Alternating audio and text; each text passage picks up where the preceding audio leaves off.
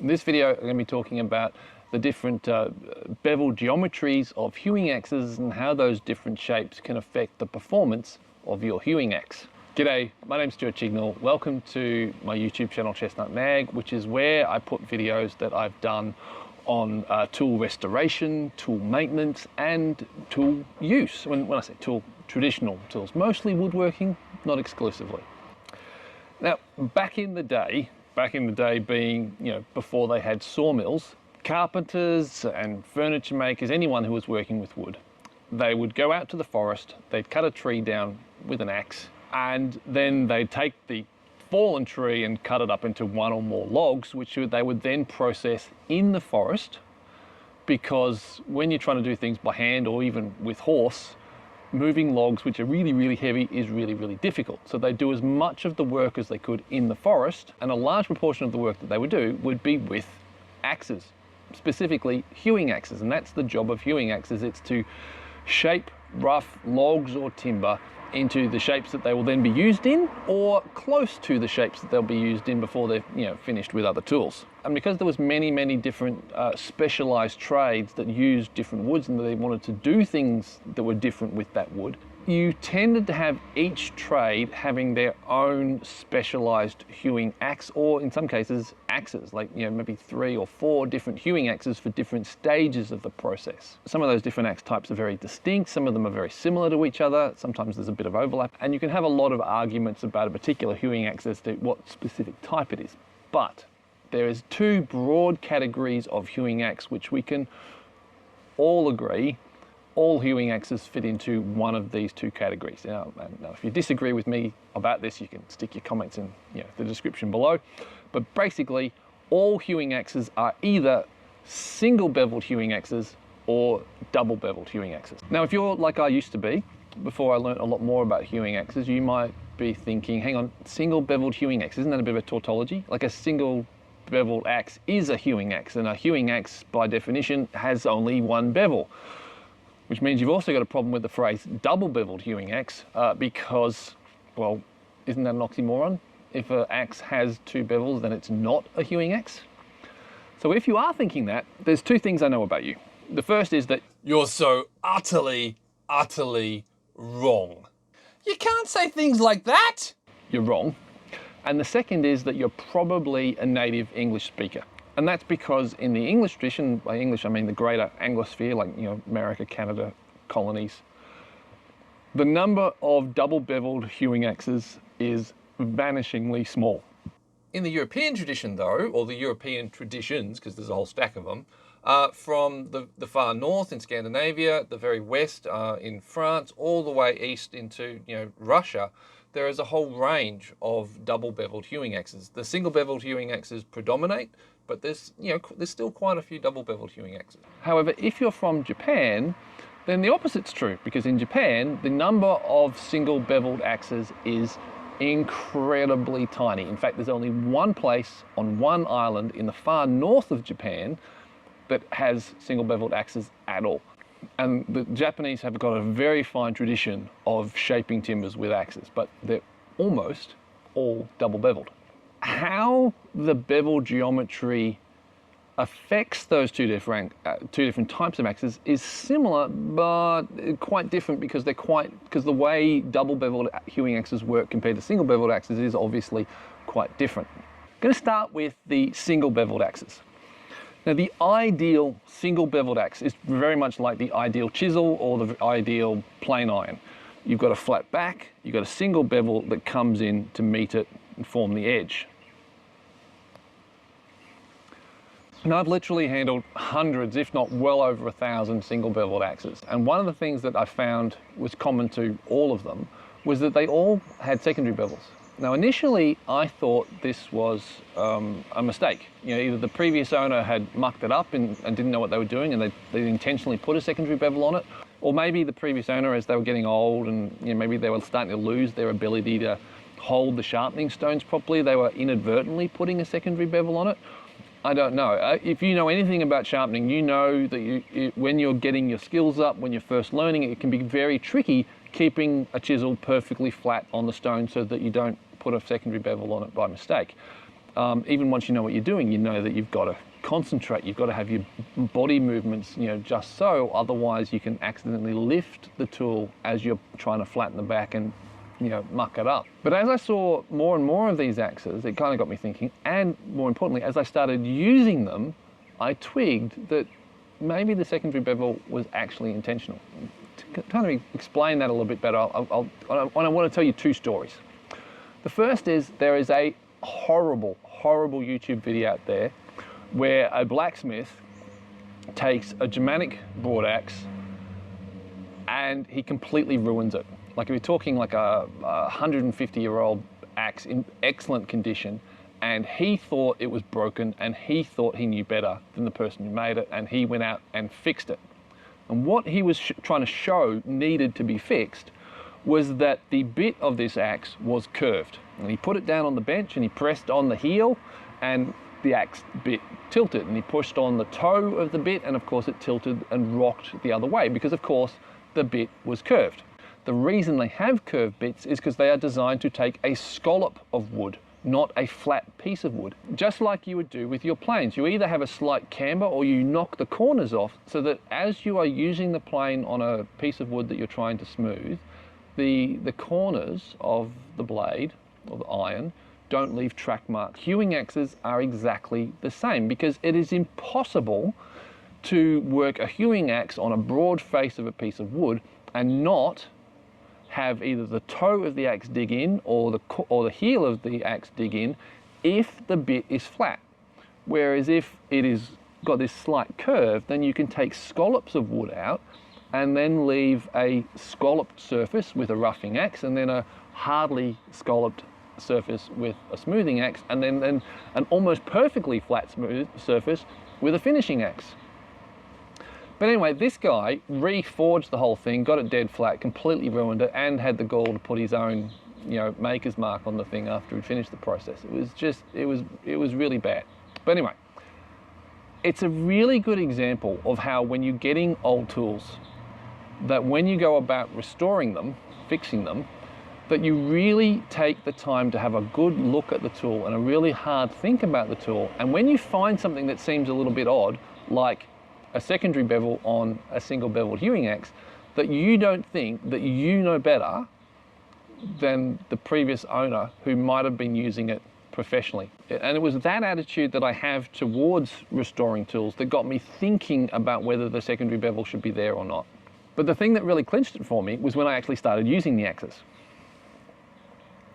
And what I found is that the degree of secondary bevel has a huge influence on how aggressive the axe is. Now, if you're out in the forest, you've got a log that you want to square into a post or a beam, you want to get rid of the round bits as quickly as possible. And so you will mark up your lines of where you want to, dress to, and you want to hog off all that extra sort of outside rounded bit of the face of the log as quickly as possible. A roughing axe is the tool to do that.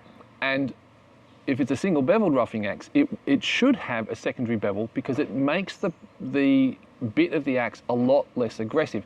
That makes it easier to work with speed and confidence that you can cut to the line or to the face that you're kind of trying to create, but it reduces the chance that the axe bit will bite aggressively into the log and go past the line you're cutting to or into the face that you're dressing to.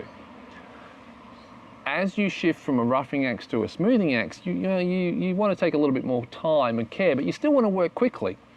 And so you might have a slightly less pronounced secondary bevel, so that it's still this chance that as you're trying to sort of cut along the line, the axe bit is still going to turn away. But when I'm trying to finish the face, then I want more precision and I want to cut along the line. And that's where a single beveled axe that has either, well, I wouldn't say no secondary bevel, because a little bit of secondary bevel just seems to be a good idea from my experience. And even when I'm doing really small work where I'm looking for a high degree of precision and I really want to cut along that line, just a slight secondary bevel means I get less failures. But whether a secondary bevel is there or not there, we're still not really talking about the shape of the bevel. When I talk about bevel geometry, I'm not talking about the angle of the bevel. The angle of the bevel is going to be determined by the wood that you're working with. If you're working with a really soft wood, then you're going to want an acute angle to make it help it give a smoother cut and to cut more easily. However, bevels that have a very acute angle can be very fragile. So if you're working in a more dense hardwood or a softwood that's got a lot of knots in it, then you want a more obtuse angle that's going to produce an edge that is going to be able to resist that harder work. It's going to be less likely to chip on you. And that's just the same considerations as you have with a plane iron or a chisel, but that's not the shape of the bevels. That's not what I'm talking about. What I'm really talking about when I'm talking about the geometry of the bevels, I'm talking about whether it fits into one of three types: a concave bevel, a flat bevel, or a convex bevel. And also the considerations of how exaggerated those different bevel types could be. Now, with a flat bevel, it's either flat or it's not flat. But a concave bevel and a convex bevel can be very convex or only a very subtle. Right, I'll just fix that. Sit. Right, where were we? All right, yes, different types of bevels, subtle, obvious, etc. All right, but now you might be familiar with concave bevels from chisels. It's very common, particularly in Western chisels, that you have a concave bevel because it can speed up the process of sharpening, also can make the sharpening process more precise. It does come at a cost though, because a concave bevel will weaken the edge a little bit. Whether that weakness is significant or not, it depends on what you're doing, or it also depends on the tool. In Western chisels, that concave bevel doesn't make a big difference to the performance of the tools. In Japanese chisels, it can, and the lack of support for the cutting edge can actually cause big problems, which is why it's often recommended that you never put a concave bevel on your Japanese chisels. In axes, because by their nature you're using them with a fair bit of force and they're doing some pretty rough work, I would say for that reason alone, a concave bevel's a bad idea. But on the other hand, how would you even cut a concave bevel in an axe? Like with a chisel, it's relatively easily. You just set it up, you pass it across the round grinding stone, you put the concave bevel in. It's very easy to get it precise. And then that does aid the whole sharpening process. But how are you going to get a concave bevel that's precise on an axe bit when that axe bit is probably curved in 2 dimensions? It's not going to be easy. Even if you could do it with a level of precision so that it eased the sharpening process, would it be worth the effort? My thoughts is no. And therefore on axes, concave bevels have no place. That leaves you with flat bevels and convex bevels. With a single beveled hewing axe, I'm not going to say that flat bevels are wrong, but I am going to say that they're not as good as a convex bevel. And the reason they're not as good is pretty much for exactly the same reasons as you have a convex bevel on a falling axe. Now the convex bevel on a falling axe is quite exaggerated. It's very obvious. And as you swing a falling axe into the trunk of a tree, it'll first contact the bark, and then as it bites into the wood, the edge of the bit will start cutting the fibers of the wood. But as the axe penetrates into the log or into the trunk, the chip that begins to form as it's forced further and further up the bevel, because of the convex nature of the bevel, if you've got the bevel, it stretches the wood fibers. And that puts them under tension, which for starters makes them easier to cut. But as you continue and more outward pressure is placed on the chip by the convex hump of the convex bevel, what can happen is that the shear stresses will exceed the ability of the wood to resist that, and the whole chip will just pop off. Now in a roughing axe, that is a really good thing to do, because what you're trying to do is remove lots of material as quickly as possible.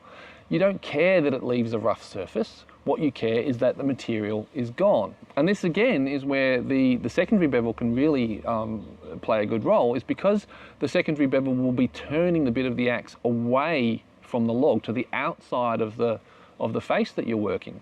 There's a greater tendency for it to push that chip off even more, and which, you know, again, helps you remove more wood faster. And another thing with the development of chips is that when a split forms, the split will tend to run towards the side that is under tension or under the most tension. Now, when you're hewing, the log isn't going to be under tension at all because it's so big, it's so fat relative to the chip. The chip is going to be under a lot of tension, or the fibers in the chip will be under a lot of tension. So the split will tend to run towards the outside of the log, away from the face you're trying to develop. And that means that if the log that you're working on, it's possible for you to split off quite large chips, you can do it very fast and be confident that you're not going to have a split run into your log and then ruin the face that you're trying to dress up. I've talked about that behavior of split development or split travel direction in other videos about splitting wood or riving wood, and I'll put a link, you know, up there somewhere to one of those. The other thing that does, and particularly this is a good thing in a roughing axe, is because the stretching of the fibers as the chip is forced out puts them under tension and makes them easier to cut. That means that the fine edge, that razor sharp edge of your roughing axe, isn't having to work as hard, which means it stays sharp longer. As you shift into a smoothing axe and then a finishing axe, you have another benefit in that the stretching of the timbers as the chip is being removed not only makes them easier to cut, but also as because it's pulling them out, it gives you a smoother cut as they then get sliced off and then retract back. And often you'll hear people talking about, you know, oh, I sanded this down to X thousand grit wet and dry paper and now it's so incredibly smooth. Well, yeah, it might be temporarily. And while you might not think it, you can get an incredibly smooth finish with an axe. Austrian finishing axes are designed to finish a piece of wood. They're not, once you've used an Austrian finishing axe on a beam or a post, that's it. You don't do anything. And you can run your face down that face and it will be so silky smooth. Not just as soon as you've done it, like it would be with sandpaper, but the next day, the next year, as long as it's not being physically damaged by, you know, people rubbing up against it, it will maintain that silky smoothness that you get with a razor sharp blade. So really, when it comes to single beveled axes, convex bevels are the way to go. What you've just got to decide is how pronounced that convexness is. With a roughing axe, you want quite a pronounced convex bevel to it, so you're kind of more popping the pieces off rather than just cutting everything.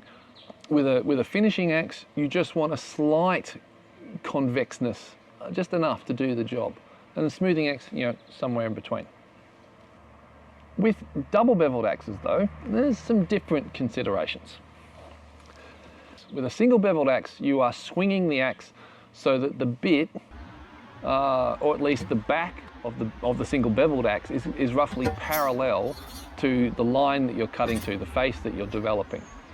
And you might sort of come in a little bit, but largely the movement is parallel. With a double beveled axe, you can't do that because the nature of, well, with two bevels, if you kept the bit parallel, then it's just going to be the side of the axe that hits the wood and the edge is never going to come into contact. So what you've got to do is come in at an angle, and often it can be a slightly curving angle or curving trajectory, so that at the moment of impact, the inside bevel, or the bevel closest to the wood, is going to be roughly parallel with the face that you're trying to develop. Now, this is really obvious in the Japanese finishing axes, because you can see they have these very broad, very flat bevels. However, just like with the secondary bevel on a single beveled axe, if you have two perfectly flat bevels coming in to form an edge, then you'll have a double beveled axe that is very aggressive. Even in a double beveled finishing axe, you want what is, I guess you could call, a secondary bevel on. That means that the axe just turns away from the inside of the log, turns away from the line that you're trying to cut.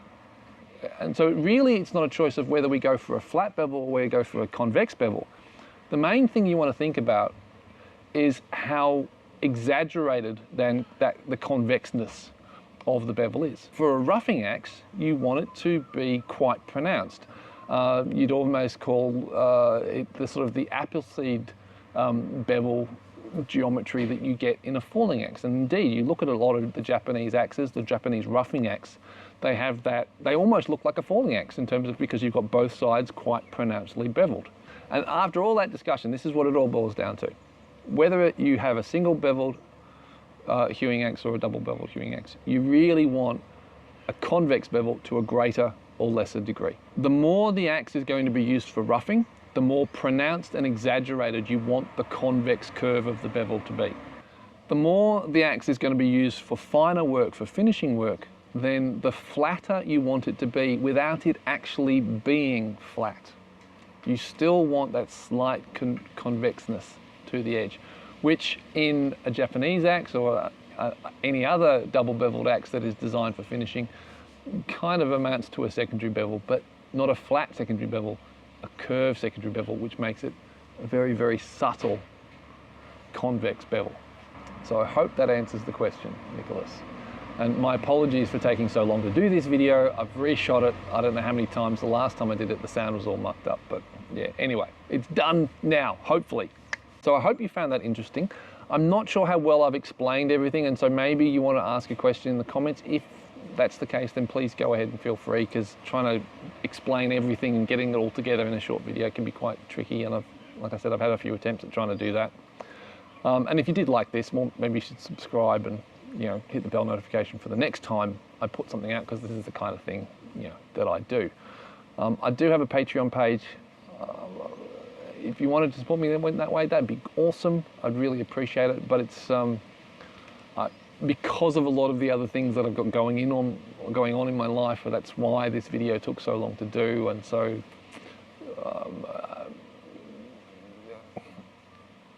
I do my best to publish regularly, but it's been a long time since I did the last video. So if you are one of my long-suffering Patreon supporters, then thank you for your ongoing support, despite despite my lack of output at times.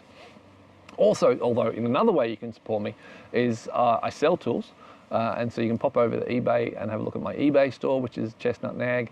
Of course, if you buy through eBay rather than buying directly through me, then the prices are more expensive. So it's better to contact me via comments section, or maybe drop me a line on Facebook or email or whatever.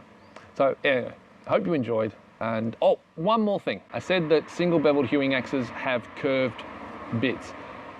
That is almost always true. The exception is for those hewing axes that are designed to be used in trades where the pieces of wood that they're working on are very narrow. Cooper's axes are perfectly flat. Wheelwright's axes are flat. Any trade where the piece of timber that you're working is narrower, damn it,